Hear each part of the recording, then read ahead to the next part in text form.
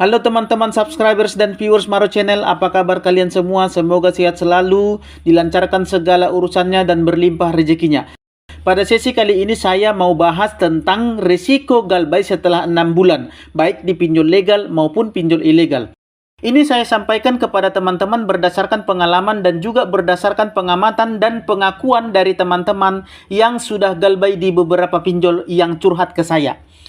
Nah, inilah yang mau saya bagikan kepada teman-teman supaya teman-teman tahu apa akibatnya setelah kalian galbay lebih dari 6 bulan di pinjol legal maupun ilegal. Teman-teman juga perlu pahami bahwa pengalaman galbay di pinjol yang berbeda itu hasilnya bisa berbeda atau keadaan dan kondisinya bisa berbeda. Karena ada beberapa faktor yang mempengaruhi seperti faktor dari aplikasinya sendiri yang kita pakai, faktor dari antara jarak Anda ke kantor pinjolnya, ataupun dari basecamp pinjolnya ke rumah kalian. Kemudian faktor besar kecilnya nominal pinjaman. Tentu semua ini saling keterkaitan. Karena masalah target, jarak, dan juga besarnya biaya yang akan dikeluarkan pinjol untuk melakukan penagihan. Misal jarak antara nasabah, antara Anda dengan kantor pinjolnya sekitar 30 km. Sementara pinjaman Anda hanya sekitar 500.000 atau di bawah 1 juta. Nggak mungkin dong debt collectornya bisa sering-sering berkunjung, sementara untuk jarak sejauh itu sudah pasti makan biaya sekian untuk per sekali kunjungannya. Selain itu, ketiga faktor tadi juga mempengaruhi target penagihan bulanan debt collectornya. Setiap debt collector itu punya target yang telah ditentukan oleh pinjolnya sendiri. Dan kalau targetnya tidak tercapai, maka mereka tidak akan dapat duit, mereka tidak akan dapat insentif, bahkan mungkin mereka akan dikeluarkan dari pekerjaan mereka ini. Tentu saja debt collectornya pasti lebih mengutamakan yang namanya nasabah dengan nominal pinjaman yang besar, supaya targetnya segera terpenuhi. Namun di atas ketiga faktor tersebut, sebenarnya yang paling menentukan itu adalah kalian sendiri. Cara merespon kalian, cara menjawab kalian terhadap segala macam penagihan dan teroran debt collector yang disampaikan lewat chat, WA, email maupun lewat telepon langsung. Dari pengalaman saya dan teman-teman yang curhat ke saya, semuanya sepakat dan telah membuktikan bahwa mengabaikan semua bentuk teroran penagihan dari debt collector pinjol itu akan membuat debt collectornya malas untuk menagih lagi atau untuk mengirimi lagi chat penagihan ke nasabah yang galbay secara terus-menerus. Di awal-awal galbay, sekitar 2 minggu sampai 1 bulan awal galbay, debt collectornya pasti sangat rajin, pasti rutin untuk mengirimi Anda segala macam kalimat penagihan. Mulai dari ancaman sampai kepada makian, bahkan sampai kepada teroran yang membuat Anda takut. Yang durasi chat penagihannya itu bisa sampai puluhan, bahkan ratusan setiap harinya selama 2 minggu sampai 1 bulan awal Anda galbay. Namun kalau kalian cuekin, kalian tidak pernah balas, bahkan kalian menghapus semua chatnya sebelum kalian baca, lama-lama debt collectornya juga akan bosan. Debt collectornya juga akan malas untuk menagih kalian lewat chat. Karena memang kalian tidak ada respon. Dan menurut para debt collector pinjol, itu adalah pekerjaan yang sia-sia untuk menagih nasabah galbay yang tidak respon sama sekali, bahkan tidak peduli sama sekali. Ketika komunikasi dengan nasabah galbay yang tidak respon sama sekali, mereka itu akan sangat malas. Mereka itu akan membuang-buang waktu mereka saja. Sementara mereka punya target yang harus dikejar. Tapi kalau kalian merespon atau menanggapi chat penagihan dari debt collectornya sekalipun dengan nada-nada marah, atau kalian memaki-maki, bahkan kalian mengeluarkan umpatan sekalipun, atau bahkan kalian balas dengan hinaan, maka teroran debt collectornya itu tidak akan pernah berhenti sampai kapanpun untuk meneror kalian. Bahkan debt collector pinjolnya akan semakin semangat. Mereka akan semakin sering untuk meneror kalian. Karena memang itulah yang mereka harapkan, yaitu respon dari kalian. Dan dengan respon dari kalian, debt collectornya bisa membaca emosi kalian, membaca keadaan mental kalian, membaca kondisi kejiwaan kalian.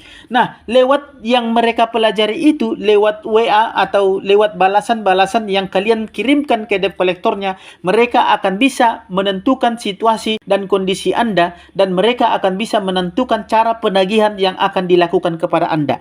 Namun ketika Anda cuek, mereka tidak akan dapat apa-apa, mereka akan bingung dan mereka akan mati kutu.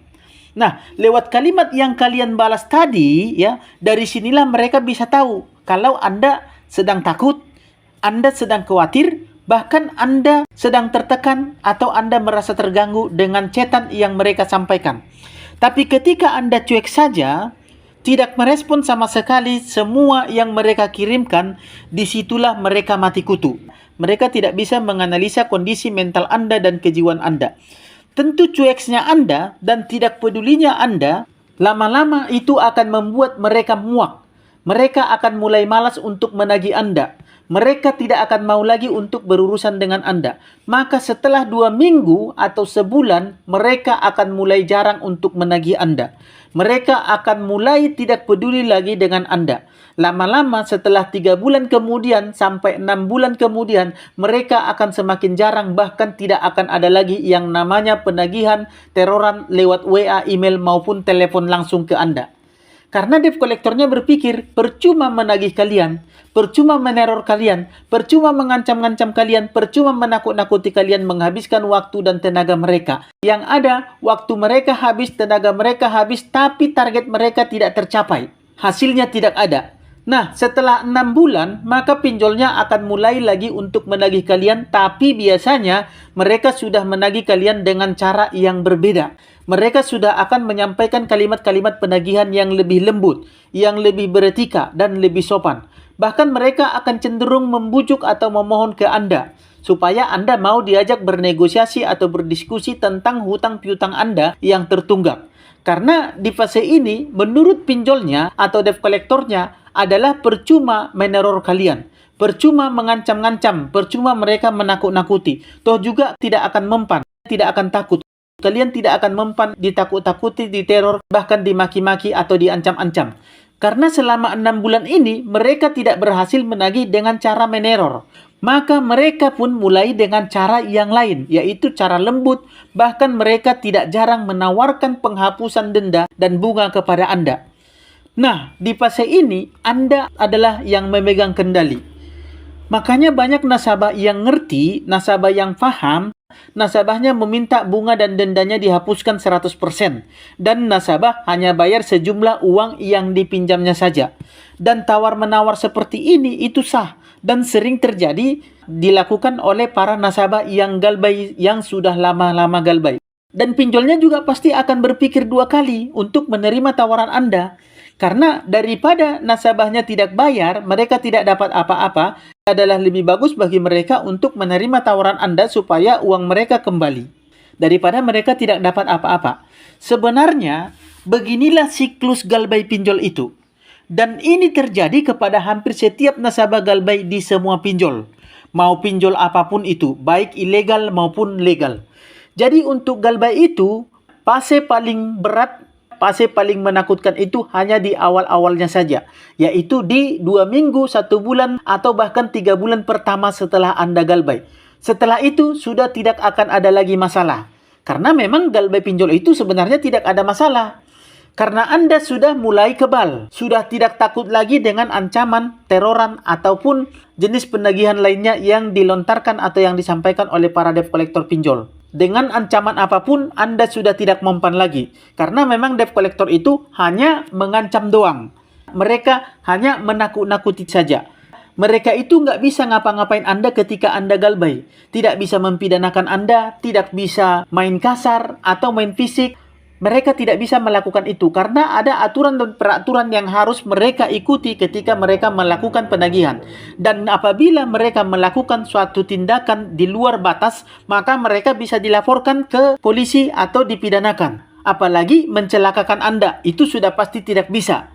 Ancaman debt collector itu hanyalah hoax, itu hanyalah bohongan, itu hanyalah ancaman-ancaman doang. Jadi Anda tidak usah takut dan Anda tidak usah khawatir ketika Anda galbay dan diteror, terlebih di awal-awal galbay. Nggak usah Anda takut. Kuatkan aja mental Anda, kuatkan tekad Anda untuk galbay. Nggak usah dipikirkan teroran, ancaman, dan segala hal yang disampaikan oleh debt collector pinjol ketika melakukan penagihan kepada Anda. Karena memang semua itu hanyalah ancaman dan hoax dan bohong belaka. Semua pasti berlalu dan baik-baik saja. Sudah banyak yang mengalami hal seperti ini, bukan hanya Anda, dan mereka sudah melewatinya dengan baik. Karena mereka sudah tahu trik dan cara yang dilakukan oleh debt collector pinjol sudah terbaca kepada mereka. Sehingga mereka tidak takut dan mereka tidak memikirkan teroran-teroran yang dilakukan oleh debt collector itu. Nah, bagi kalian yang masih takut-takut, yang mentalnya masih belum kuat, yang masih ragu-ragu dan butuh booster mental, butuh support, butuh bimbingan supaya kuat mental kalian untuk galbay, silahkan bergabung ke grup Facebook P3N, Persatuan Pemberantas Pinjol Nusantara. Di grup ini kalian akan dibantu dan disupport oleh para senior galbay yang sudah berpengalaman dan sudah melewati masa-masa galbay seperti yang Anda alami sekarang ini. Mental kalian akan kuat di grup ini. Nah, bagi kalian yang mau bergabung ke grup ini, silahkan gabung lewat link yang sudah saya sematkan di kolom komentar video ini. Klik link yang warna biru di kolom komentar, itu adalah link untuk Anda bergabung ke grup ini. Debt collector pinjol, joki pinjol, jasa hapus data, dan jasa-jasa penipuan lainnya dilarang untuk masuk ke grup ini. Saya akan langsung keluarkan dan blokir Anda dari grup ini ketika Anda mencoba untuk bergabung. Oke, sampai di sini dulu materi kita kali ini. Semoga bermanfaat. Tetap semangat galbay, utamakan kebutuhan keluarga dan pribadi Anda. Jangan sampai hanya karena pinjol, keluarga dan diri Anda jadi terabaikan dan keluarga Anda tidak terpenuhi segala kebutuhannya. Sayangi keluargamu dan cintai dirimu. Jangan hanya karena pinjol hidupmu jadi sia-sia. Sampai ketemu di sesi berikutnya, dan akhir kata saya ucapkan salam sahabat.